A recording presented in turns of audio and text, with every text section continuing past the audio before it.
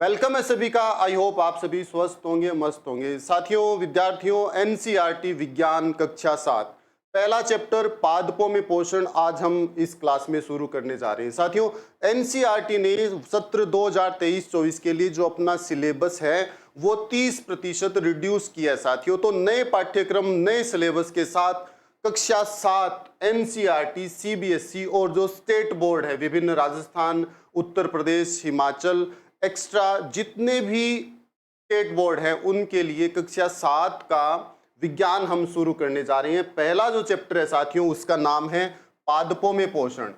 पादपों में पोषण साथियों, विद्यार्थियों, हम इस चैप्टर को आज अपनी पहली क्लास में शुरू करने जा रहे हैं साथियों। ठीक है। इसके अलावा अपना जो ये चैनल है प्रदीप स्वामी RES, इस पर एनसीईआरटी कक्षा 6, 7, 8 की विज्ञान और मैथ्स के लगातार जो वीडियो आपको मिल रहे हैं।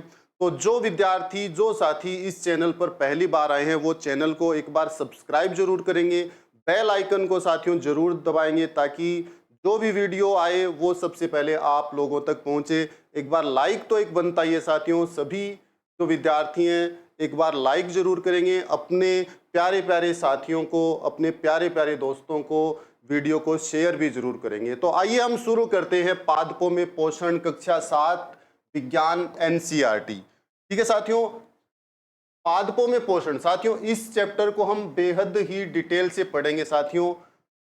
पादपों में पोषण साथियों, सबसे पहले हम बात करते हैं पोषक की साथियों, कि पोषक क्या है, इसकी हम चर्चा इस चैप्टर में सबसे पहले करेंगे। साथियों, पोषक, पादपों में पोषण का जो पहला टॉपिक है साथियों वो है पोषक। ठीक है। पोषक क्या होते हैं? पोषक का प्रमुख कार्य होता है स्वस्थ शरीर के विकास हेतु आवश्यक पोषक तत्व प्रदान करना। मतलब अपने शरीर के विकास के लिए जो आवश्यक पोषक तत्व है उसको प्रदान करने वाले जो होते हैं वो पोषक होते हैं, जो शरीर के विकास एवं विभिन्न क्रियाओं का संचालन करते हैं। विभिन्न क्रियाओं, अपने शरीर की जो विभिन्न क्रियाएं हैं, शरीर का जो विकास है उसको संचालित करने के लिए जो आवश्यक होते हैं उनको हम पोषक तत्व कहते हैं। भोजन जो है साथियों, विद्यार्थियों, कई रासायनिक पदार्थों से मिलकर बना होता है। अपना जो आहार है वो केवल आटा नहीं है, उसके अंदर बहुत सारे जो रासायनिक तत्व होते हैं वो उसके अंदर ही सम्मिलित होते हैं, जो शरीर को पोषण के रूप में प्राप्त होते हैं। और ये जो रासायनिक तत्व होते हैं यही हमें शरीर के पोषक तत्वों के रूप में प्राप्त होते हैं।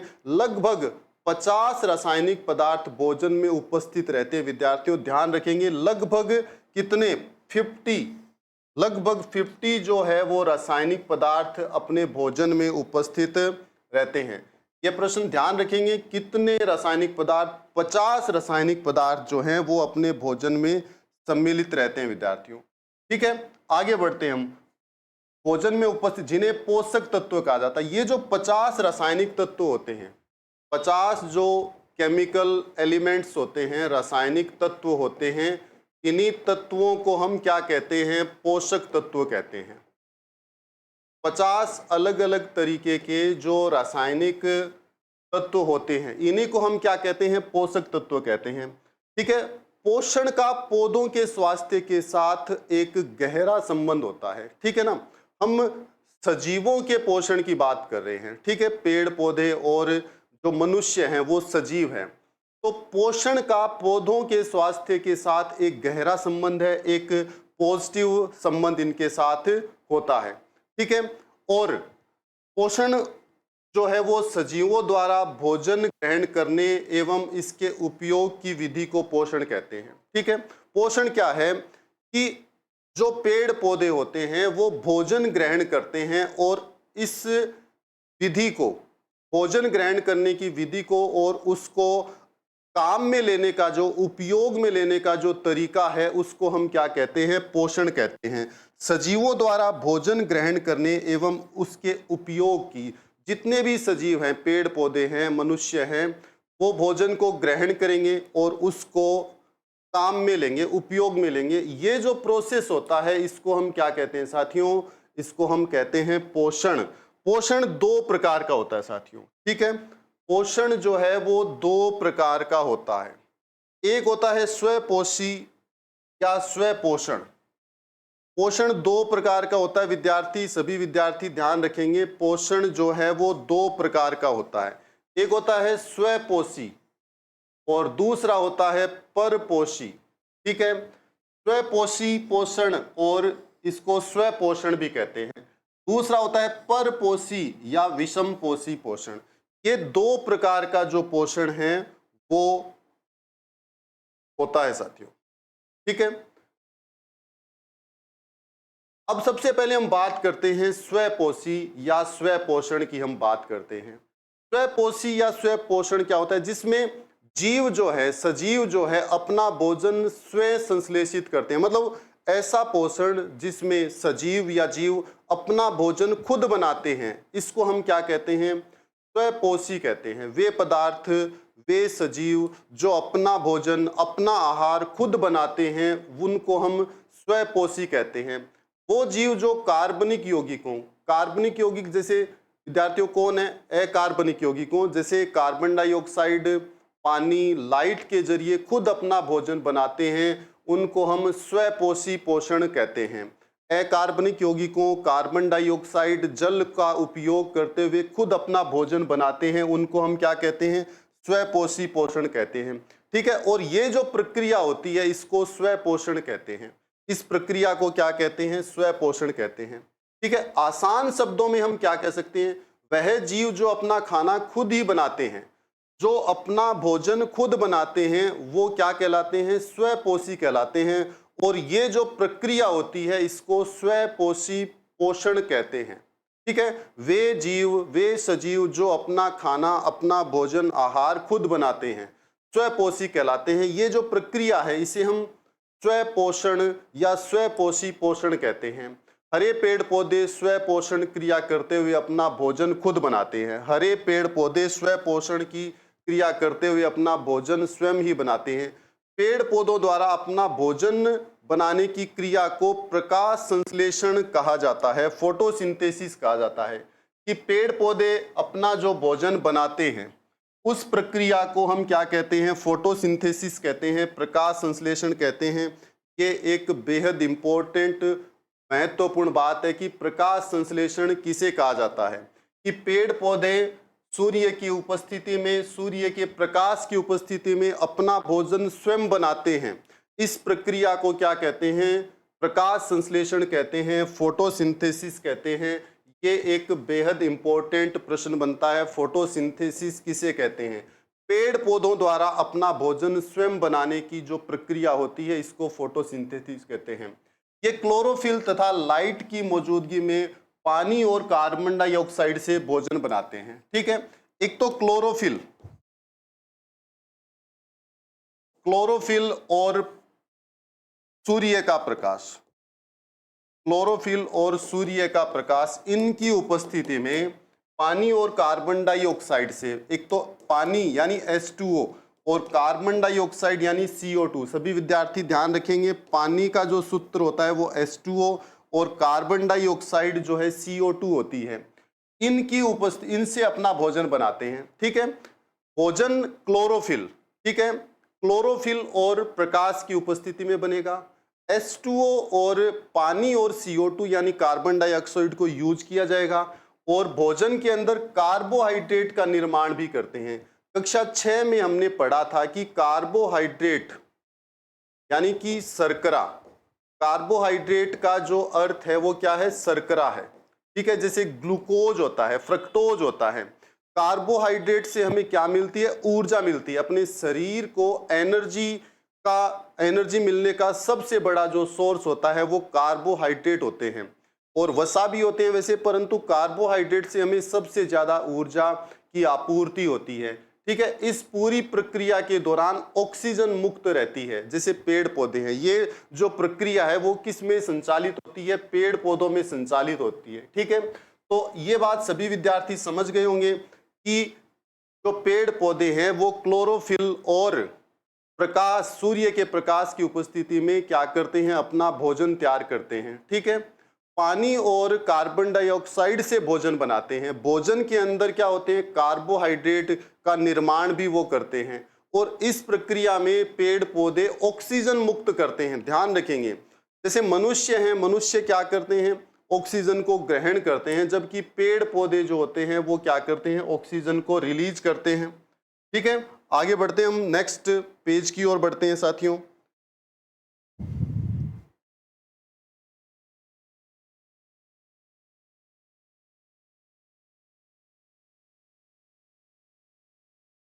इसके बाद हम बात करते हैं परपोषी या फिर विषमपोषी।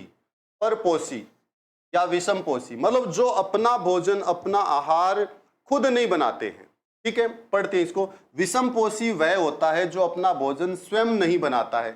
जो अपना भोजन खुद नहीं बनाते हैं उनको विषमपोषी या परपोषी कहते हैं, अर्थात दूसरों पर निर्भर रहते हैं। ठीक है ना, मतलब खुद नहीं बनाते हैं, दूसरों ने बनाया और उसको ग्रहण किया। दूसरों पर जो डिपेंड रहते हैं, निर्भर रहते हैं, वो क्या कहलाते हैं, परपोषी कहलाते हैं। ऐसे जीव जो अपना खाना खुद नहीं बनाते हैं, आहार भोजन खुद नहीं बनाते हैं, अपने खाने के लिए दूसरे जीवों पर निर्भर रहते हैं, उन्हें हम क्या कहते हैं, परपोषी या विषमपोषी कहते हैं। ठीक है, इस क्रिया को, ये जो प्रोसेस है, इसको परपोषी पोषण या विषम पोषण कहा जाता है।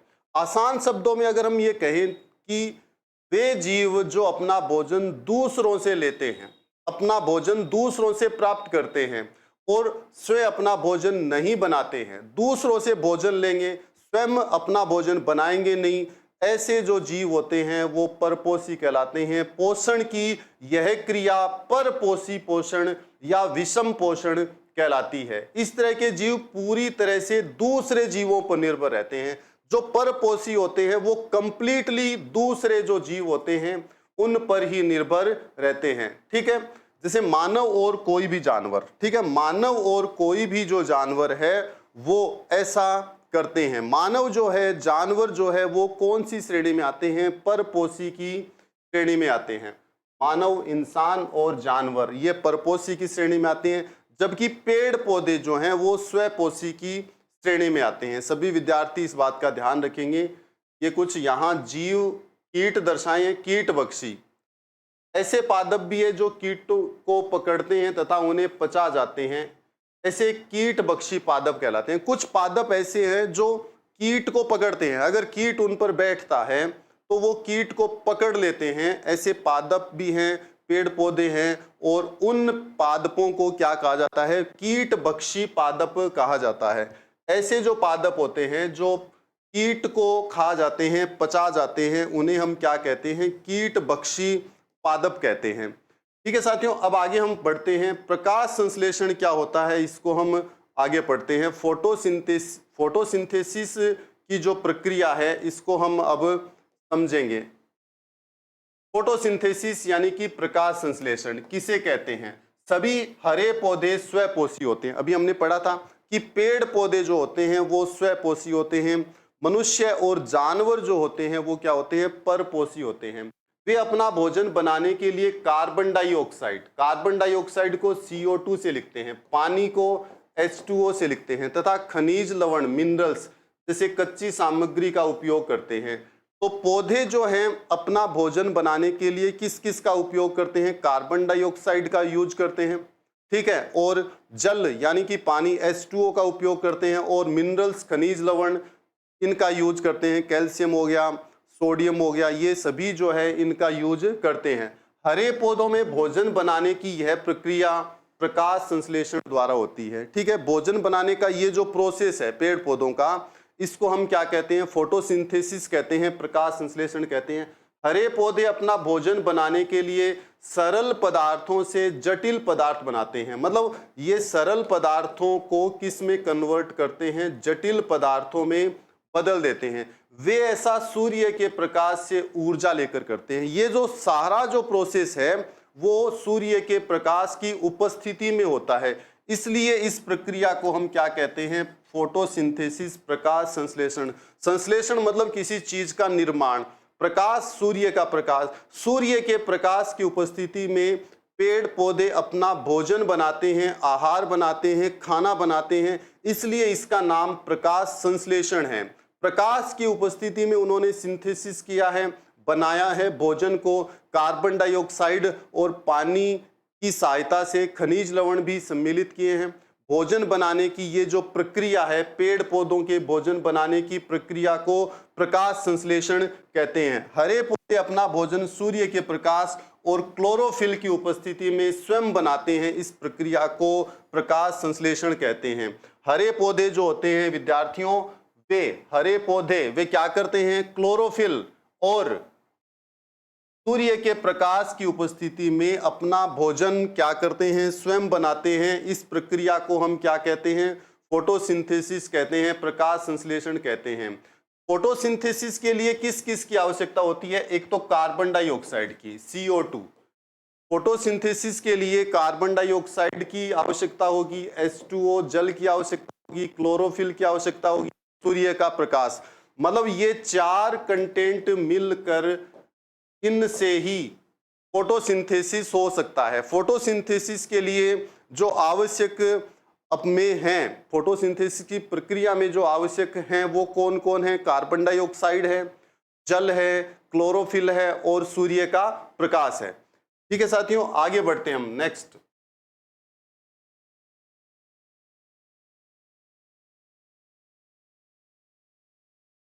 इसके बाद हम बात करते हैं कार्बन डाइऑक्साइड की। कार्बन डाइऑक्साइड क्या है, इसकी हम चर्चा इस टॉपिक में अब करेंगे। देखिए, कार्बन डाइऑक्साइड का रासायनिक सूत्र CO2 है। अभी हम चर्चा कर रहे थे, कई बार इसको हमने यूज किया है। इसका जो रासायनिक सूत्र है वो CO2 है। यह गैस मुख्यतः श्वसन और दहन क्रिया में उत्पन्न होती है। ठीक है, जब हम श्वास लेते हैं तो श्वास के समय हम जो गैस छोड़ते हैं वो कौन सी होती है? CO2 होती है। दहन मतलब जब आग जलती है तब भी कौन सी गैस उत्पन्न होती है? कार्बन डाइऑक्साइड गैस उत्पन्न होती है। पौधे इस कार्बन डाइऑक्साइड गैस का उपयोग करने की क्षमता रखते हैं। पौधों में इतनी क्षमता होती है कि वो इस कार्बन डाइऑक्साइड को क्या करें, यूज कर सके, अपना भोजन बनाने के लिए इस गैस का उपयोग करते हैं। पेड़ पौधे अपना भोजन बनाने के लिए कौन सी गैस का उपयोग करते हैं? कार्बन डाइऑक्साइड गैस का उपयोग करते हैं। स्थलीय पौधे वायुमंडल से कार्बन डाइऑक्साइड गैस लेते हैं। जो स्थल पर पौधे होते हैं वो वायुमंडल से क्या करते हैं? CO2 लेते हैं। जबकि जलीय पौधे जो होते हैं वो पानी में घुली हुई कार्बन डाइऑक्साइड को यूज करते हैं। स्थल पर, धरातल पर जो पेड़ पौधे हैं वो क्या करेंगे? अपने वायुमंडल में जो कार्बन डाइऑक्साइड होती है उसको यूज करेंगे। और जो पौधे पानी में हैं वो पानी के अंदर जो घुली हुई कार्बन डाइऑक्साइड होती है उसका उपयोग करते हैं। ठीक है, दिन के समय जब सूर्य का प्रकाश उपलब्ध होता है तब पौधे प्रकाश संश्लेषण प्रक्रिया में इस कार्बन डाइऑक्साइड गैस को स्थिर कर देते हैं। ठीक है ना, सूर्य की उपस्थिति में दिन के समय में क्या करते हैं? जो पेड़ पौधे होते हैं वो इस कार्बन डाइऑक्साइड को क्या करते हैं? स्थिर कर देते हैं। रात्रि के समय पौधे प्रकाश संश्लेषण की प्रक्रिया नहीं करते हैं। सभी विद्यार्थी ध्यान रखेंगे कि प्रकाश संश्लेषण की जो प्रक्रिया है वो केवल कब होती है? दिन के समय ही होती है। क्योंकि प्रकाश संश्लेषण, सूर्य के प्रकाश की उपस्थिति में पेड़ पौधे अपना भोजन बनाएंगे। रात्रि के समय जब सूर्य उपस्थित नहीं होगा तो प्रकाश संश्लेषण की प्रक्रिया नहीं होगी। ठीक है, नहीं करते हैं। परंतु स्टार्च यानी कि कार्बोहाइड्रेट, शर्करा का उपापचयन करते हैं। रात्रि के समय स्टार्च का, कार्बोहाइड्रेट का क्या करेंगे? वो उपापचयन करते हैं। ठीक है, और कार्बन डाइऑक्साइड गैस वायुमंडल में छोड़ते हैं। ठीक है, वायुमंडल गैस को रात्रि के समय वो पेड़ पौधे क्या करते हैं? छोड़ते हैं। जब प्रकाश संश्लेषण की दर कम होती है, जैसे छाया में या जो शाम का समय होता है या अर्ली मॉर्निंग जो होता है, ठीक है, प्रकाश संश्लेषण की दर कम होती है। जैसे छाया में या उषा काल में, सुबह या शाम, उषा काल यानी कि सुबह के समय या शाम के समय जब प्रकाश प्रचुर मात्रा में नहीं होता है, उस समय श्वसन प्रक्रिया द्वारा उत्सर्जित कार्बन डाइऑक्साइड की मात्रा प्रकाश संश्लेषण प्रक्रिया के लिए पर्याप्त होती है। उस समय जो सूर्य के प्रकाश की मात्रा है वो फोटोसिंथेसिस के लिए पर्याप्त होती है। यह अवस्था जिसमें वायुमंडल की कार्बन डाइऑक्साइड का अंतःग्रहण नहीं होता, संतुलन प्रकाश तीव्रता कहलाती है। ठीक है, जब कार्बन डाइऑक्साइड का अंतःग्रहण नहीं होता है पेड़ पौधों के द्वारा, उसे हम संतुलन प्रकाश तीव्रता कहते हैं। संतुलन प्रकाश तीव्रता क्या होती है? सभी विद्यार्थी ध्यान रखेंगे कि जब वायुमंडल की कार्बन डाइऑक्साइड का अंतः ग्रहण नहीं होता है, ठीक है, वायुमंडल की जो कार्बन डाइऑक्साइड है उसका अंतः ग्रहण नहीं होता है, ये जो अवस्था होती है इसे हम क्या कहते हैं, संतुलन प्रकाश तीव्रता कहते हैं। सभी विद्यार्थी ध्यान रखेंगे, संतुलन प्रकाश तीव्रता क्या होती है, जब पेड़ पौधे वायुमंडल में उपस्थित कार्बन डाइऑक्साइड का अंतः ग्रहण नहीं करते हैं, इस अवस्था को प्रकाश संतुलन अवस्था कहते हैं। नेक्स्ट हम बात करते हैं जल, जिसका रासायनिक सूत्र होता है H2O। ठीक है, आपने यह देखा होगा कि माली बाग में अथवा किसान खेत में फसल को पानी देते हैं। ठीक है, माली बाग में पेड़ पौधों को पानी देते हैं और किसान खेतों में फसल को पानी देते हैं। ऐसा क्यों करते हैं? पौधों की जड़ें इस जल को अवशोषित करती है और जाइलम द्वारा पत्तियों तक पहुंचा देती है। ठीक है, पानी किसके माध्यम से पत्तियों तक पहुंचता है? जाइलम। याद रखेंगे सभी विद्यार्थी, ध्यान रखेंगे, जाइलम के माध्यम से जो पानी है वो पत्तियों तक पहुंचता है। पौधों की जड़ें जल के साथ साथ अधिकांश घुलनशील खनिज लवण भी अवशोषित करती है। जड़ें जो है वो पानी को तो अवशोषित एब्जॉर्ब करती है, उसके साथ साथ वो खनिज लवण भी क्या कर लेती है? एब्जॉर्ब कर लेती है। ये खनिज लवण भी प्रकाश संश्लेषण की प्रक्रिया को पूरा करने में अपना योगदान देते हैं, क्योंकि प्रकाश संश्लेषण की प्रक्रिया जो है प्रकाश और क्लोरोफिल के साथ साथ खनिज लवण जो होते हैं, मिनरल्स जो होते हैं, वो भी पेड़ पौधों के लिए उपयोगी होते हैं। आगे हम बात करते हैं पर्णहरित क्या है। पर्णहरित की बात करते हैं। एक प्रश्न जो अभी पीछे टॉपिक में बनकर आया है वो जाइलम कि जो पानी है पत्तियों तक पहुंचने का जो कार्य है वो किसके द्वारा संपन्न होता है? जाइलम के द्वारा संपन्न होता है। अब हम बात करते हैं पर्णहरित। देखिए, पौधों की पत्तियां सामान्यतः हरे रंग की होती है। हम जानते हैं जनरली जो पौधों की, पेड़ की पत्तियां होती हैं वो कौन से कलर की होती है? वो ग्रीन होती है, हरे रंग की होती है। पत्तियों का हरा रंग उसमें उपस्थित एक हरे रंग के वर्णक के कारण होता है। पत्तियों में ये जो हरा रंग होता है वो एक वर्णक के कारण होता है और इस हरे रंग के वर्णक को क्लोरोफिल या पर्णहरित कहा जाता है। पर्ण यानी पत्तियां, हरित हरा रंग। ठीक है, पत्तियों का जो हरा रंग है वो किसके कारण होता है? क्लोरोफिल के कारण होता है, पर्णहरित के कारण होता है। पर्णहरित के 4 घटक होते हैं, chlorophyll A, chlorophyll B, carotene तथा जेंथोफिल। ध्यान रखेंगे सभी विद्यार्थी, क्लोरोफिल के 4 घटक होते हैं।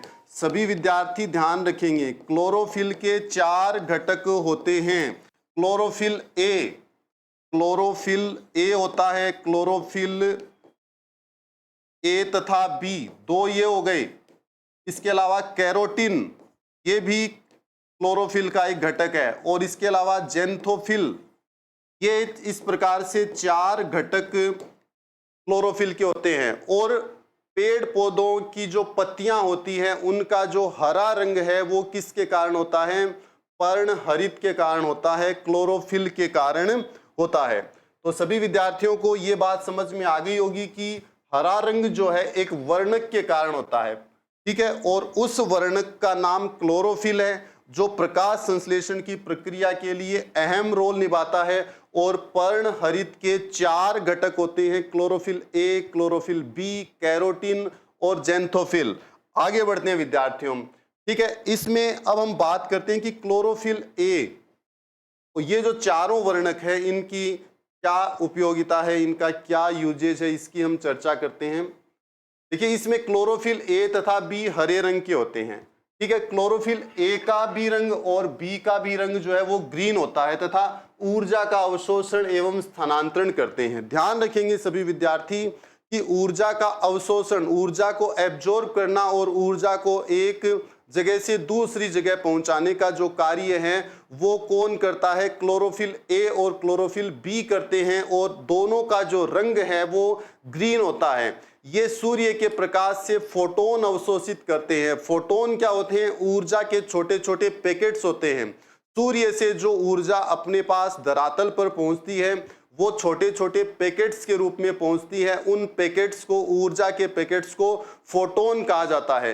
कैरोटीन एवं जेंथोफिल, ये दोनों क्लोरोफिल ए तथा बी के ऑक्सीकरण से ऑक्सीकरण से बचाते हैं। ए तथा बी को, क्लोरोफिल ए तथा बी को ऑक्सीकरण से बचाने का जो काम है वो कौन करता है? कैरोटीन और जेंथोफिल करते हैं एवं ऊर्जा का अवशोषण भी करते हैं। सभी विद्यार्थी ध्यान रखेंगे, ये जो बातें हैं अत्यंत महत्वपूर्ण हैं कि क्लोरोफिल ए तथा बी का जो रंग है वो ग्रीन होता है। ऊर्जा का अवशोषण और स्थानांतरण क्लोरोफिल ए और बी करते हैं। सूर्य के प्रकाश से फोटोन अवशोषित करने का काम भी क्लोरोफिल ए और बी करते हैं। कैरोटीन और जेंथोफिल, इनका कार्य क्या है? ए तथा बी को ऑक्सीकरण से बचाना, ठीक है, और ऊर्जा का अवशोषण भी करना। समझ गए? क्लोरोफिल प्रकाश संश्लेषण के लिए बेहद आवश्यक है, अत्यंत नेसेसरी है। इसलिए जिन कोशिकाओं में क्लोरोफिल होता है उन्हें प्रकाश संश्लेषी कोशिकाएं कहा जाता है। सभी विद्यार्थी ध्यान रखेंगे कि क्लोरोफिल जो है फोटोसिंथेसिस के लिए नेसेसरी है। इसलिए जिन कोशिकाओं में क्लोरोफिल होता है उन्हें क्या कहते हैं? प्रकाश संश्लेषी कोशिकाएं कहते हैं। पौधों के पत्तों एवं तनों में क्लोरोफिल पाया जाता है, ठीक है।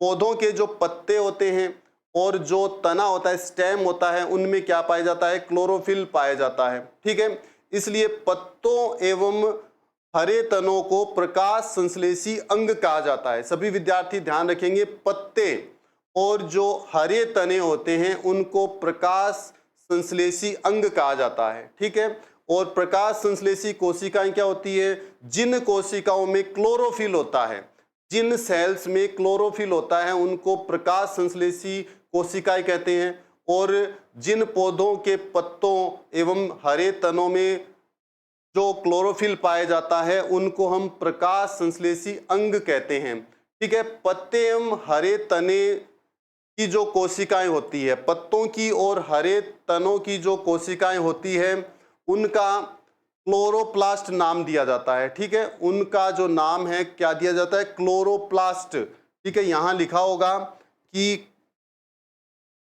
पत्ते एवं हरे तनों की कोशिकाओं में क्लोरोप्लास्ट नाम का अंगक होता है, ठीक है। क्लोरोप्लास्ट पत्ते एवं हरे तनों में पाया जाता है जिसमें क्लोरोफिल होता है, ठीक है।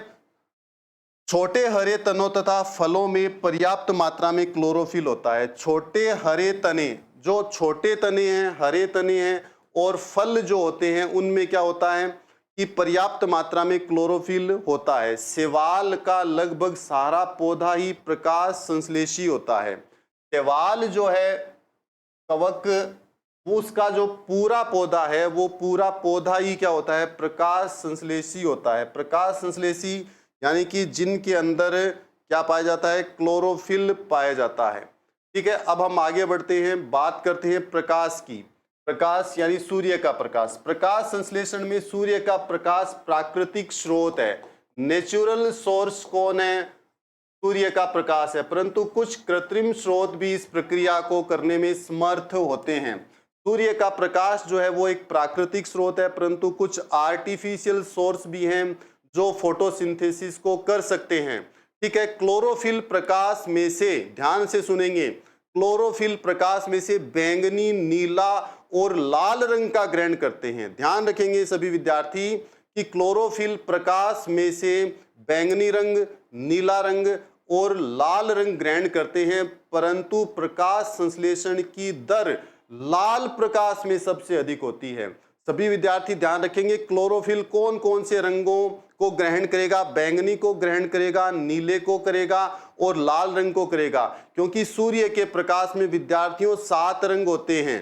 सूर्य के प्रकाश में 7 रंग होते हैं, उनको बे, जा, नी, है, पी, ना, ला, बिबजोर, ये 7 कलर सूर्य के प्रकाश में होते हैं, ठीक है। बैंगनी, जामुनी, नीला, हरा, पीला, नारंगी और लाल। इनमें से बैंगनी, नीला और लाल, बैंगनी, नीला और लाल, इनका बैंगनी, नीला और लाल, इनका ग्रहण करता है क्लोरोफिल, परंतु फोटोसिंथेसिस सबसे ज्यादा फोटोसिंथेसिस कौन से प्रकाश में? लाल रंग के प्रकाश में सबसे अधिक फोटोसिंथेसिस की प्रक्रिया होती है, इसकी दर सर्वाधिक होती है, ठीक है। तो ये सभी विद्यार्थी ध्यान रखेंगे कि क्लोरोफिल जो है वो बैंगनी, नीले तथा लाल रंग को ग्रहण करेगा। फोटोसिंथेसिस की जो दर है वो लाल रंग के प्रकाश में सर्वाधिक होती है।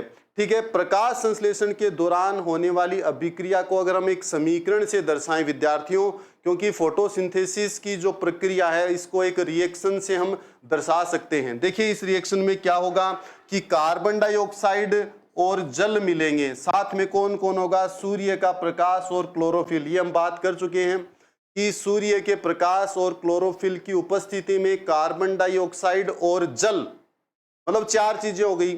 सूर्य के प्रकाश और क्लोरोफिल की उपस्थिति में ये दोनों मिलकर कार्बोहाइड्रेट और ऑक्सीजन, कार्बोहाइड्रेट बनाएंगे और ऑक्सीजन जो है वो मुक्त हो जाएगी। तो ये एक रिएक्शन है फोटोसिंथेसिस की। ठीक है, सभी जीवों के लिए सूर्य ऊर्जा का चरम स्रोत होता है। तो ये यहाँ तक का जो चैप्टर है हमने आज पढ़ा है अपनी इस क्लास में। आई होप आप सभी को ये आज का जो टॉपिक है वो अच्छी तरीके से समझ में आ गया होगा। नेक्स्ट वीडियो में हम इसके आगे का पार्ट लेकर आएंगे। तब तक सभी विद्यार्थियों का बहुत बहुत धन्यवाद। सभी को जय हिंद, जय भारत।